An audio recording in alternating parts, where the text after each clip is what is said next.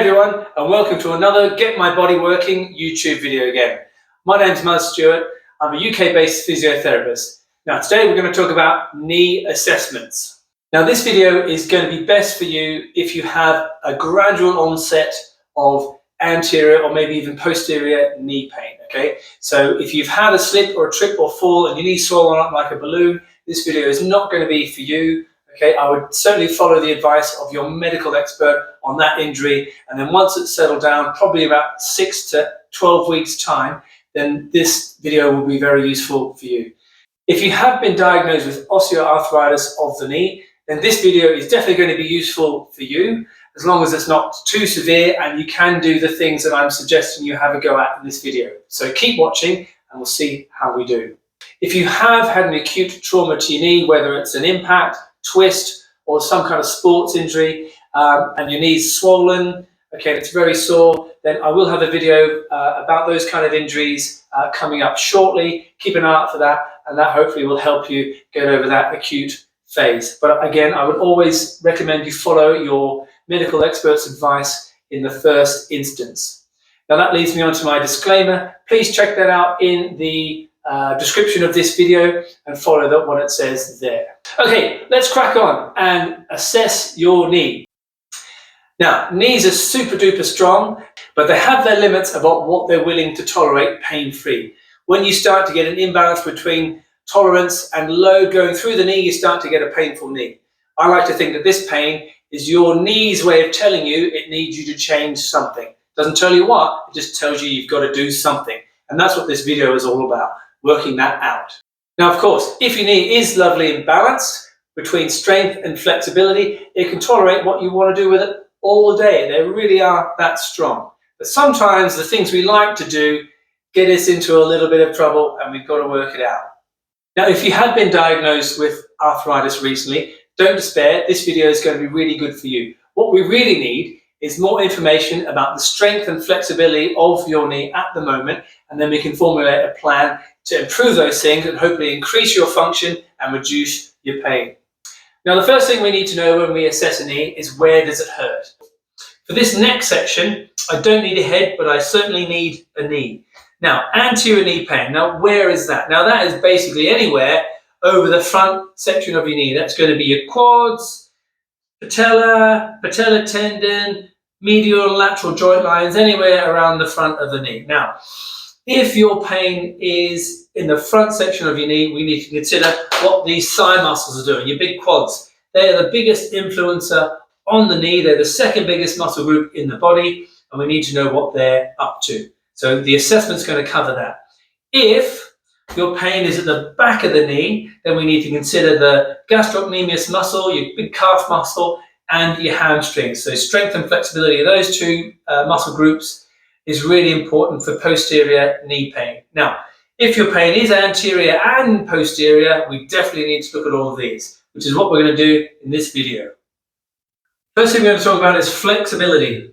Okay, I'm a big fan of stretches and flexibility work, so let's add that in first. Now, range of motion, essentially your knee goes from dead straight to about 130 degrees flexion. Of course, we're comparing good and bad sides. Make sure they can bend comfortably, equally. If they can't, I would suggest you work on that before you continue. If you're struggling, see a healthcare professional and they can certainly help you out with what you need to do.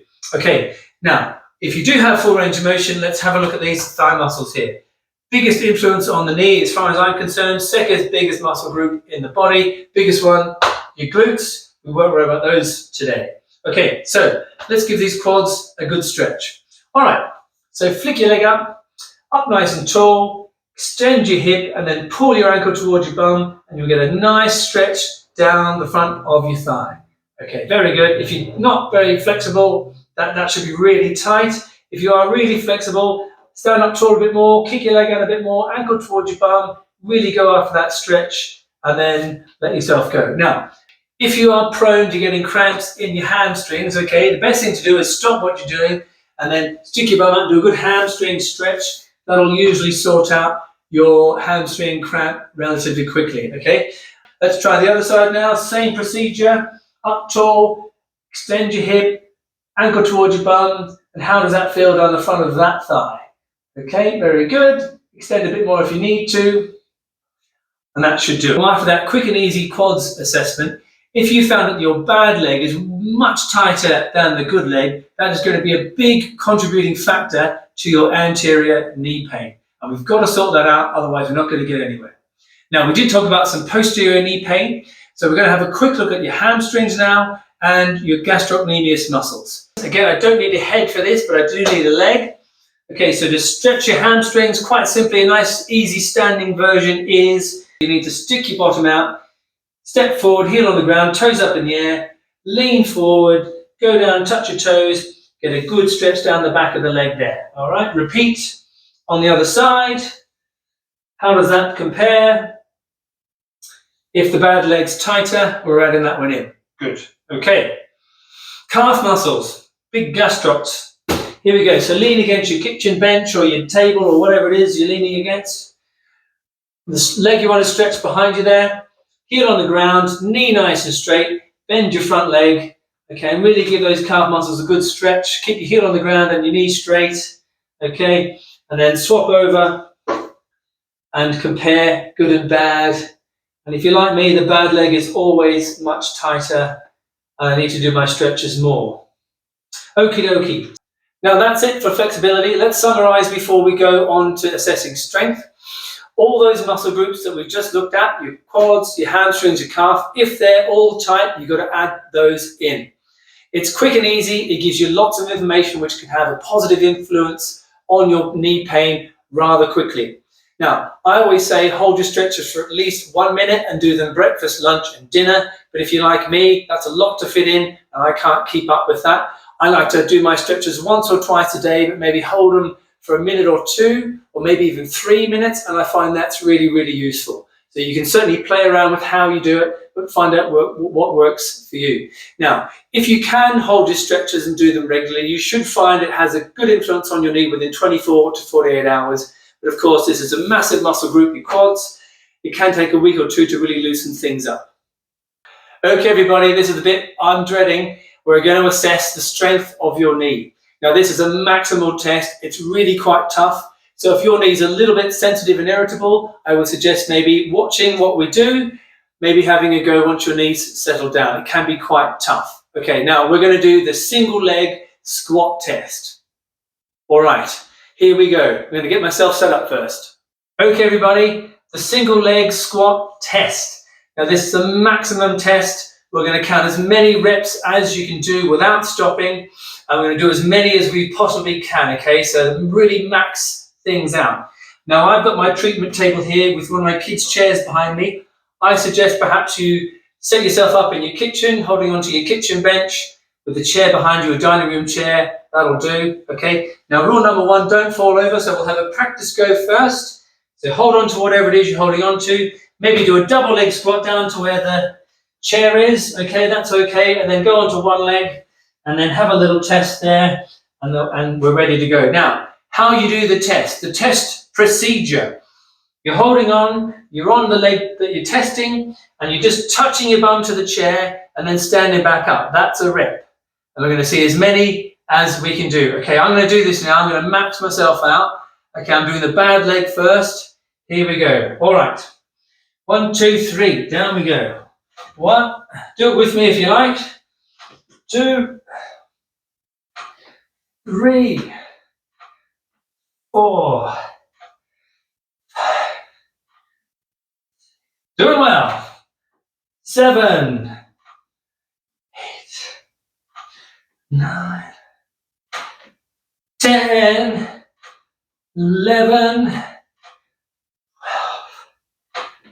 13, 14, 15, 16, 17, 18, 19,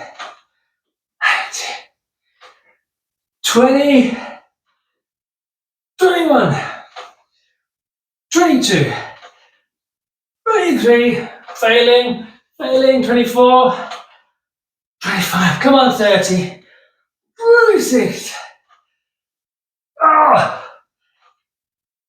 28, 29, 30, 20. Oh God. Okay, I'm stopping there. Oh, oh dear. Oh, oh wow. That really got my bum going. All right. Okay, so 30, that's good. That's good. Oh dear.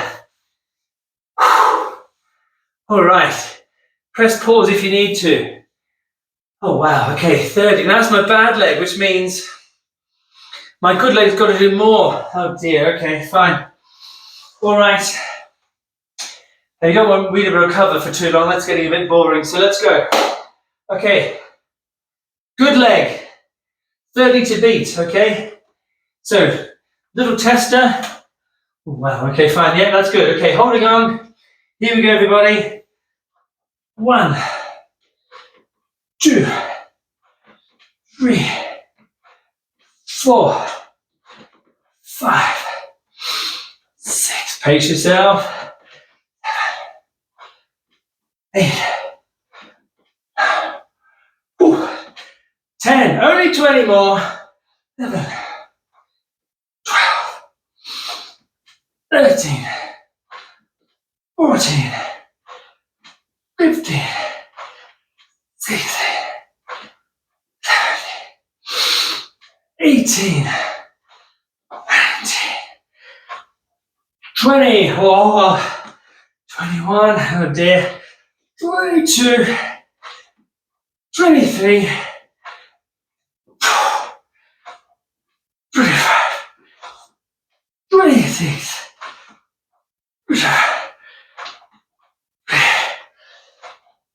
29, 30, 31, 32, 3, 4, one more. Oh, oh wow. Oh dear. Oh dear. Oh wow. Okay, sit down, sit down. Legs feel like jelly. Okay, everybody. That is a single leg squat test. Maximal effort. Jelly legs. Oh wow. Okay. All right. Okie dokie. Got the heart going as well.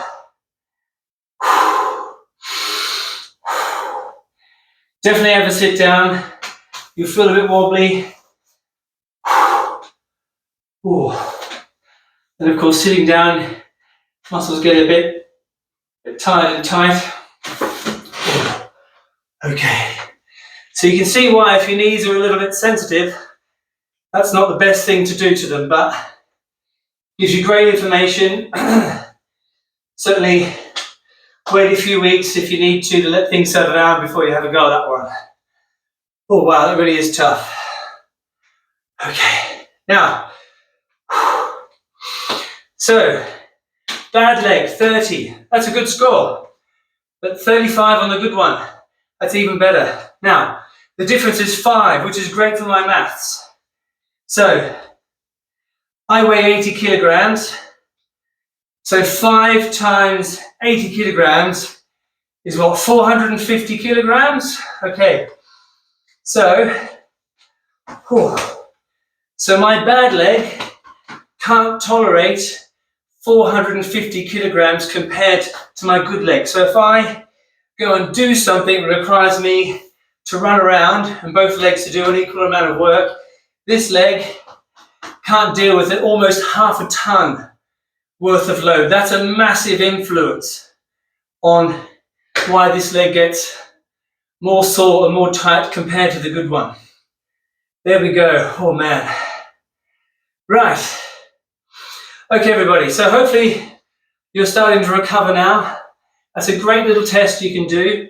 And I would certainly suggest you keep testing that maybe every 6 weeks or so and see how you do. Now, of course, it's not about numbers. It's all about quality as well.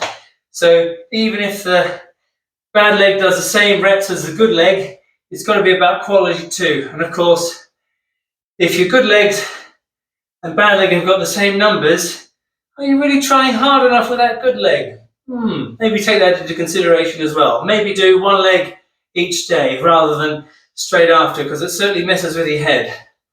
All right.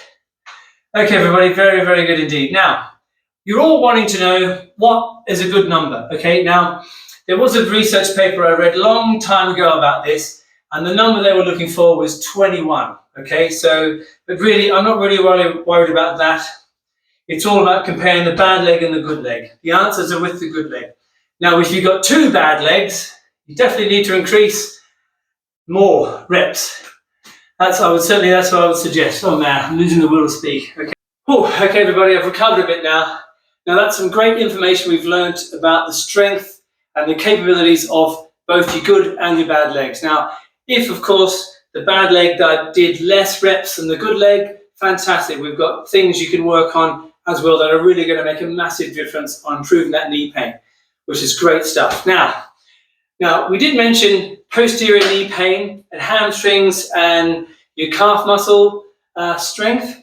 So we want to assess that as well. I'm not going to do those right now because I'm too knackered, but certainly good things that you can try. Now, if you want to assess your calf strength, it's all about endurance with these muscles. So just doing a simple heel raise. Okay, so here's how to do a calf raise. It's nice and easy. On the leg you're going to test, other leg up in the air, purple socks in full force again. Hold on to your kitchen bench or whatever it is, and you just stand up on your tiptoes, come back down, and you're just doing as many of those as you can, okay? Not too fast, not too slow. Don't use your hands too much. Simple as that. Okay, so have a go at those calf raises. Remember, it's the good side compared to the bad side. Needs to be an equal amount of reps. Of course, if the bad side does less, then that's going to be contributing to tight muscles and, of course, overloading the knee and causing pain. So you've got to address that too for total completeness. Okay, now the last muscle group we need to talk about are your hamstrings. Okay, now they're a bit tricky to assess without any equipment. I would certainly suggest getting yourself onto a hamstring curl machine and see how much each leg can lift. And just simply look at the difference in weights. My bad leg could only do the top beginning weight, whereas the good leg could do 2 plates. And I had some posterior knee pain. And once I got my hamstrings stronger again, then that pain magically disappeared. Okay, everybody, now, how do we improve the strength of your knees? Now, at this stage, if you have a tried and tested leg strengthening exercise that you like to do, then go on and do that. But if you've been doing that and your pain is still continuing, consider trying these 2 exercises I'm going to show you now. Now, the first exercise is the static wall squat, okay? Now, it's not the most exciting exercise, but it's very good on your knees, particularly if they're a little bit sensitive. So if your knees don't like going up and down, like doing loads of squats and stuff, this is always a good one to try. Now, I had a patient in the army once who told me this was an interrogation position when they were doing special training. But it's really good, especially if your knee doesn't like to bend. I'm going to show it to you now. Okay, everybody, here we go. So I'm leaning against a wall. I'm going to take a couple of steps forward, about 2 feet in front of the wall, and my back's against the wall. Okay, and I'm simply just going to slide down the wall, nearly all the way down to 90 degrees. And I'm literally just going to sit here, okay? And that is it. Super duper easy, but pretty soon you find that these muscles here are starting to get pretty tired and unhappy. And that's what we're after. We're just going to sit here and make these muscles work really hard for us. Okay, make sure you can get back up, but try and stay down here as long as you can to really get those muscles working hard, okay? Now when you get back up, sort of lean forward, push on the wall, stand yourself back up, and have a good little walk around to try and loosen up those legs because they can be pretty sore. So the static wall squat is a great little exercise to get you started, particularly if your knees are a bit sensitive about bending. Make sure you see how you feel the following day. Things might be a bit sore and your legs might be a bit stiff, but you've got plenty of stretches that should help you recover from that stiffness. And once you're back to normal, have another go at it and then slowly build up your strength from there. Now you're going to ask, how long should you be down there for? Well, the answer is just to fatigue your muscles. My record was 12 minutes and that was horrible. I wouldn't recommend that to anybody. I would certainly start off with a minute, maybe build up to a maximum of 5 minutes. When you're finding that's getting a bit easy, you can put some weight on your lap and have fun with that there. Great. Now the next exercise, this is one of my favorite exercises to do for legs at the moment. It's a simple lunge, nothing more complicated than that, okay? Now, the good thing about lunges is you can be really creative, or you can get a good variety of knee flexion under load. Now, why is that important? Well, you really want your knee to be strong through its entire range of motion, so from dead straight to almost fully flexed, okay? Most exercises that you do will stop at, say, 90 degrees, okay? Now, that's great, but you're only going to be strung up to about 90 degrees. What happens when your knee is taken further than that? So coming down the stairs, you need 110 degrees knee flexion to go down the stairs comfortable. What happens when your strength stops at 90 degrees and you've still got 20 degrees extra to go? So when that happens, your knee is going to feel sore, you're going to feel anxious, you're going to feel worried about it because your knee is telling you it can't handle what you need to do with it. So the lunge is really good at strengthening your knee through an entire range of flexion. Okay, again, here we go. So here's me demonstrating a lunge. Don't need a head for this, definitely need some legs. Okay, so I'm going to show you with my bad leg. So a nice lunge, you have a nice big step, drop down the back leg to the floor, and you can see I'm bending my knee to just below 90 degrees. Fantastic. Okay, that's really, really good. Don't fall over. Have another go. Good stuff. Okay, and you can just keep going on the same leg until it's tired and then swap over or alternate, whatever you want to do. Okay, cool. Now, I would always say if you can do 20 reps, you need to add some weight on. Okay. Okay, so that's a nice big step. Now, look what happens when I do a smaller step. So, smaller step, and I'm dropping down into my lunge, don't fall over, and I'm bending my knee loads more, okay? And if I make it an even smaller step, I'm bending all the way down, so that's full flexion now, okay? Under load, and I'm pushing myself up with the same leg. So it's a really good way to strengthen all my leg muscles through that massive range of motion that my knee needs. So definitely vary how big your lunge step is. So to recap, nice big lunge step, just above 90 degrees flexion, maybe halfway, a bit more, and then a small step, full knee flexion under load, getting all those muscles really strong, okay? Add weight as you're able. Have a go on the other leg. You can do one leg at a time or alternate, okay? Whatever you need to do to get those muscles nice and tight. Now remember, your goal here is to get those muscles tired, okay? Now that single leg squat test has really taken it out of me, but I'm going to show you with the weights here. So my Christmas present a couple of years ago was two 10-kilo dumbbells. Really, really good for lunges. So a nice big lunge there. Whoa, there we go. Okay, that's a nice big step. Halfway. Okay, very good. And then, of course, much smaller step. Whoa. Very good indeed. Marvelous. Okay, that'll do. You get the idea. Fantastic, everybody. Now, of course, the dosage is 2 to 3 times a week. Get those muscles tired. Keep stretching. Think of stretching as recovery. Hold it for 2 or 3 minutes, breakfast, lunch, and dinner. And then when you've recovered back to your sort of happy place, have another go at it, okay? But slowly build up over time, over a 6-week period. If you're not comfortable doing 20 reps, don't add any weight on. And if you do add some weight on, start light, okay? You're just trying to get those muscles tired. Now, if you're anything like me, you get a bit too enthusiastic, let's say aggressive, about building your weak leg up. And I ended up giving myself a lovely little tendinopathy at the bottom of my kneecap. I thought I'd give myself a severe dose of arthritis, and I resigned myself to never playing sport ever again. I even got a big lump of scar tissue at the base of my patella. And that took 18 months to resolve, as scar tissue sometimes does. I couldn't squat properly. I really struggled climbing the stairs, playing tennis, and even cycling. It was only when that scar tissue finally got reabsorbed was I able to get back to the stairs and playing tennis and get back to working on my strength regime a bit more gently. So beware of going too fast, too soon. You can do yourself a bit of a mischief. Well, everybody, that's definitely a lot to take in. I'm still knackered from that single leg squat test, but it's given me some great information about where I am with my knee rehab, and I've still got a bit of work to do.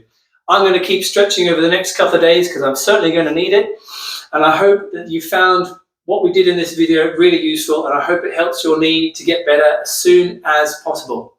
Now, if you like the video, hit the like button for me.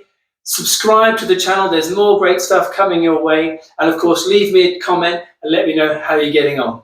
I really hope you found everything useful, and I really hope that has a positive influence on your knee as sooner rather than later. Thanks everybody, thanks for watching, and get your body working. Woo!